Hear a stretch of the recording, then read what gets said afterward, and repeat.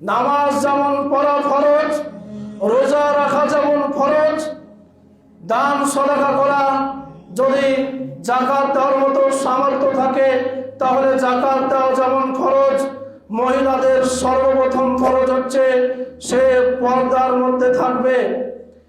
এই পর্দা সব সময় বজায় রাখতে হবে। পর্দার ধার ধারে না আজকের যুগের মা এবং বোনেরা। আজকে তারা মাঠে ময়দানে সব কিছু করে বেড়াচ্ছে।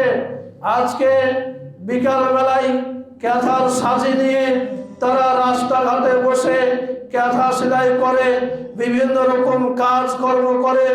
2-4টা বেটি ছেলে, 2-4টা মহিলা, মা এবং বোনেরা তারা এক জায়গায় একত্রিত হয়ে বাড়ির সামনে, বাড়ির গলিতে, রাস্তার পাশে বসে বসে তারা গল্প গুজব করে।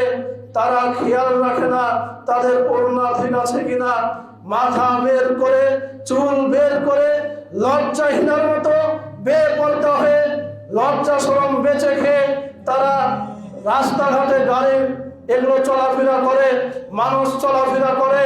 প্রত্যেকটা মানুষ সেই মহিলাদেরকে দেখছে, তার চুল দেখছে, তার অঙ্গ প্রত্যঙ্গ দেখছে। মহিলা তো বাজারের পণ্য নয়, সে দামি বস্তু, তাকে ঢেকে রাখতে হবে। জাহিলি যুগে নারীদেরকে সম্মান দেওয়া হতো না।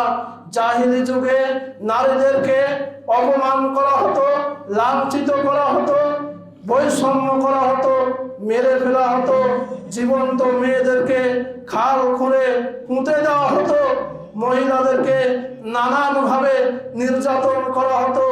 ইসলাম নারীদেরকে সম্মান দিয়েছে, ইসলাম নারীদেরকে শ্রদ্ধা করতে শিখিয়েছে, ইসলাম মহিলাদেরকে ভালোবাসতে বলেছে, সম্মান শ্রদ্ধা করতে বলেছে। একজন নারী মা হিসেবে সন্তানের কাছে শ্রদ্ধা পাবে, ভালোবাসা পাবে।